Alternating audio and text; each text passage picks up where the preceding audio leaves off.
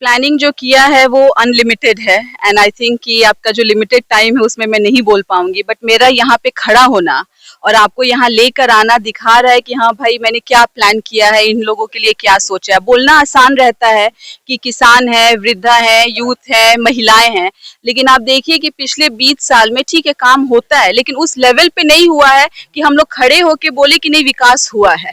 तो कमियां हर जगह है और एक महिला हूँ, मैं शिक्षित हूँ, हर तरह से आई थिंक कि संपन्न हूँ, तो मुझे एक मौका, आई होप कि मुझे वो मौका मिले। मैंने जैसे इन लोगों से बोला कि आप मुझे उस लायक बनाइए कि मैं आप लोगों की सेवा कर सकूं, और हमेशा उन्हीं लोगों एज अ कैंडिडेट हुए हैं। मैं यहाँ के महिला होकर एक उदाहरण सेट करना चाहती हूँ कि हम लोग बेटी हैं, लड़की हैं, लड़ सकते हैं और जीतेंगे भी। खबरों की वही तस्वीर, बिना बदले बिना डरे, जज्बा सच का लिए, सच दिखाते हैं। नमस्कार, दुआ सलाम, जय श्री राम। मैं संजीव कुमार श्रीवास्तव अपने चैनल के माध्यम से अभी हम उपस्थित है चौबे टोला प्रखंड चनपटिया में, और जैसा कि आप देख सकते हैं हमारे समक्ष जो लोग दिखाई दे रहे हैं, साथ के साथ समीक्षा शर्मा जी हमारे साथ है। तो चलिए हम इनसे जानना चाहते हैं, कुछ सवाल है हमारे जो हम इनसे पूछते हैं। तो सबसे पहले आपका स्वागत है हमारे चैनल पे। तो मैडम, अभी आप दौरे पे कहाँ निकली आज के तारीख में?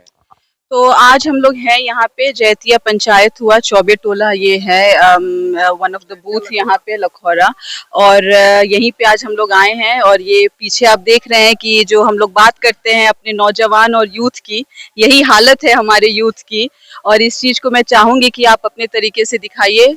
जैसा कि अभी कुछ दिन पहले मैं यहाँ चनपटिया में जो भी यहाँ पे गांव है, जो नजदीकी गांव है, उनमें मैंने जहां तक पता किया था, तो इस बार का जो विधानसभा चुनाव होने वाला है और सबके जुबान पे सिर्फ एक ही नाम था, जो आपका नाम था। तो इसके लिए आपको बहुत बहुत पहले से ही बधाई हो कि अगर आप चुन के यहाँ पे आती हैं एज ए विधायक, तो अपने इस प्रखंड के लिए, इस जगह के लिए क्या कुछ आपने प्लानिंग करा है? देखिए, प्लानिंग जो किया है वो अनलिमिटेड है एंड आई थिंक कि आपका जो लिमिटेड टाइम है उसमें मैं नहीं बोल पाऊंगी, बट मेरा यहाँ पे खड़ा होना और आपको यहाँ लेकर आना दिखा रहा है कि हाँ भाई मैंने क्या प्लान किया है, इन लोगों के लिए क्या सोचा है। बोलना आसान रहता है कि किसान है, वृद्धा है, यूथ है, महिलाएं हैं, लेकिन आप देखिए कि पिछले 20 साल में ठीक है काम होता है लेकिन उस लेवल पे नहीं हुआ है कि हम लोग खड़े होके बोले कि नहीं विकास हुआ है। तो कमियां हर जगह है और एक महिला हूँ, मैं शिक्षित हूँ, हर तरह से आई थिंक कि संपन्न हूँ, तो मुझे एक मौका, आई होप कि मुझे वो मौका मिले। मैंने जैसे इन लोगों से बोला कि आप मुझे उस लायक बनाइए कि मैं आप लोगों की सेवा कर सकूं। मैडम, आपका पहला सवाल है कि बिहार विधानसभा चुनाव 2020 में चनपटिया विधानसभा में आपके पिताजी चुनाव लड़े थे, लेकिन सफलता नहीं मिल पाने का क्या वजह रहा? देखिए, उस वक्त उनकी तैयारी नहीं हुई थी, ठीक है। जरूरी नहीं है कि जो आदमी समाज सेवा किया है, बहुत साल से मेरे पिताजी लगे हुए थे, कहीं ना कहीं कमियां होंगी जिसके वजह से वो हार चुके, बट उन्होंने एक प्लेटफॉर्म तैयार किया है जिस प्लेटफॉर्म पे आज मैं खड़ी हूँ, तो उसी की वजह से मैं यहाँ खड़ी हूँ। 2020 में बिहार विधानसभा चुनाव के बाद आपके पिताजी का निधन हो गया, जिसके बाद उनके राजनीतिक विरासत को एक महिला होकर संभालने में लगी है, क्यों? क्योंकि मैं फील करती हूँ कि हाँ भाई मैं उस लायक हूँ कि मैं अपने गांव, अपने पंचायत, अपने विधानसभा में आकर कुछ कर सकती हूँ। एक पिताजी का सपना था, लोगों से जुड़े हुए थे, लोगों का भी वो सपना था, और मेरी खुद की है कि मुझे लगता है कि देखिए इतने सालों से हम लोगों ने पुरुष को चांस दिया है और हमेशा उन्हीं लोगों एज अ कैंडिडेट हुए हैं। मैं यहाँ के महिला होकर एक उदाहरण सेट करना चाहती हूँ कि हम लोग बेटी हैं, लड़की हैं, लड़ सकते हैं और जीतेंगे भी। मैडम, तीसरा सवाल जो हमारा है कि पिताजी के जाने के बाद पिछले 4 सालों में लगातार आप क्षेत्र के जनता की सेवा में एक महिला होकर लगी हैं। क्या कभी सामाजिक या राजनीतिक रूप से कोई कठिनाई जिसके बाद ऐसा लगा हो कि राजनीतिक छोड़ देनी चाहिए? देखिए, ये जो विधानसभा है ये मेरा एक परिवार है, ठीक है। तो जहाँ पे भी मैं खड़ी रहती हूँ मैं अपने आप को प्रोटेक्टेड महसूस करती हूँ। सारे मेरे भाई हैं, कोई मेरे चाचा हैं, कोई मेरे मामा है, कोई पिता समान है, तो उसलिए मैं नहीं बोलूंगी। देखिए, कोई भी आप काम करिएगा, आप ऑफिस भी जाइएगा, स्कूल भी जाइएगा, तो थोड़ा बहुत होता है ऊपर नीचे, वो समाज है, लेकिन वहीं पे आपकी क्षमता दिखती है कि आप कैसे उन चीजों से लड़कर अपने रास्ते में आप आगे बढ़ रहे हैं। जैसे मैडम, आपने सुना होगा कि केंद्र सरकार ने जातीय जनगणना का मंजूरी दे दिया है, इस पर आपका क्या राय है? देखिए, कोई भी चीज के लिए जो मेरा जो सोच है, एक आर्थिक जनगणना होनी चाहिए। तो जरूरी नहीं है कि ये जो हो रहा है वो कास्ट की, ये तो हमारे जो लीडर हैं राहुल गांधी और कांग्रेस पार्टी इसके लिए बहुत सालों से मांग कर रही थी। जब हमारी पार्टी ने इसके लिए मांग किया तो जो सरकार है बीजेपी और एनडीए, ये लोग इसका विरोध करते थे कि नहीं होनी चाहिए, नहीं होनी चाहिए, आप जाति धर्म की राजनीति कर रहे हैं, दिस दैट एंड ऑल। तो फाइनली सरकार को इन्हें एक्सेप्ट किया कि ठीक है, इसकी जरूरत है, क्योंकि जो भी व्यवस्था होती है, सुविधा होती है, जाति जनगणना से पता चलता है कि किसमें कहाँ पे कमी है। तो आप इसको पॉजिटिव वे में लीजिए कि हाँ भाई इससे भलाई हो। अगर आप उसको राजनीति के लिए ले रहे हैं तब ये गलत है।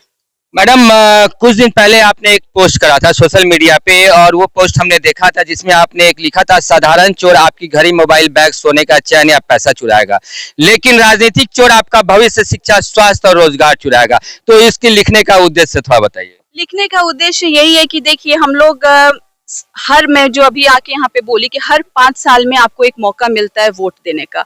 वो वोट सिर्फ वोट देना नहीं है, वो वोट होता है एक परिवर्तन के लिए। तो आप ये सोचिए कि इन 5 सालों में मुझे क्या मिला है, मेरे परिवार को क्या मिला है। वो स्वास्थ्य हो, एजुकेशन हो, रोजगार हो, फैक्ट्रीज हो, इंफ्रास्ट्रक्चर हो।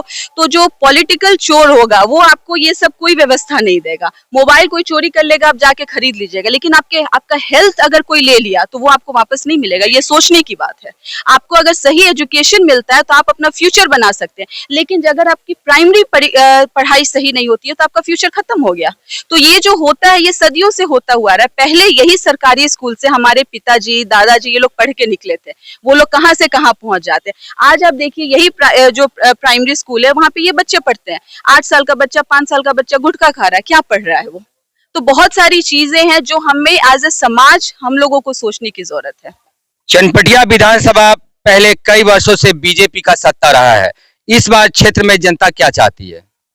तो जैसे आपने खुद सर्वे किया है, अगर कहीं ना कहीं मेरा नाम आ रहा है तो जनता का प्यार है, सहयोग है, स्नेह है। और मुझे लगता है कि देखिए, एज ए सेड कि आप राजस्थान को देखिए एज ए उदाहरण, कोई भी सरकार जो बनती है वहां पे कितना भी अच्छा काम करे उसको 5 साल बाद बदल दिया जाता है, क्योंकि वो सरकार के बीच में कंपटीशन रहता है कि हम अच्छा करें, हम अच्छा करें।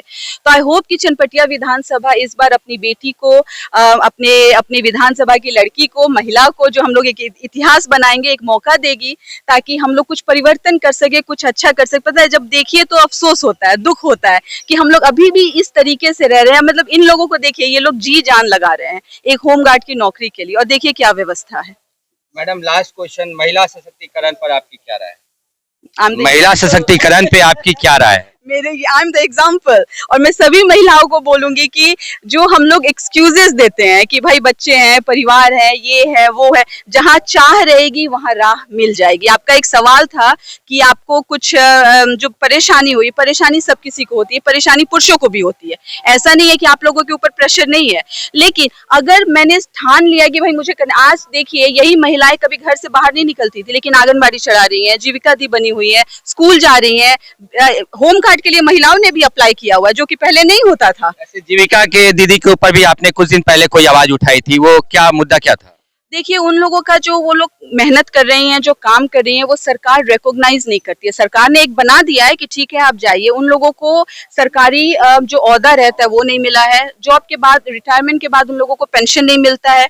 जो उनसे काम लिया जा रहा है और जो उनको सैलरी दी जा रही है वो एक लायक नहीं है। तो इसी के लिए मैंने आवाज उठाई थी। And Telangana is an example कि जहाँ पे जो जीविका दी और आंगनबाड़ी की जितनी भी महिलाएं हैं, उन लोगों को क्या सपोर्ट दे रही है हमारी सरकार। और अगर हमारी सरकार बनी तो वो यहाँ पे भी लागू होगा। अपने पार्टी के द्वारा इस यहाँ के विधानसभा के जनता को क्या संदेश देना चाहिएगा?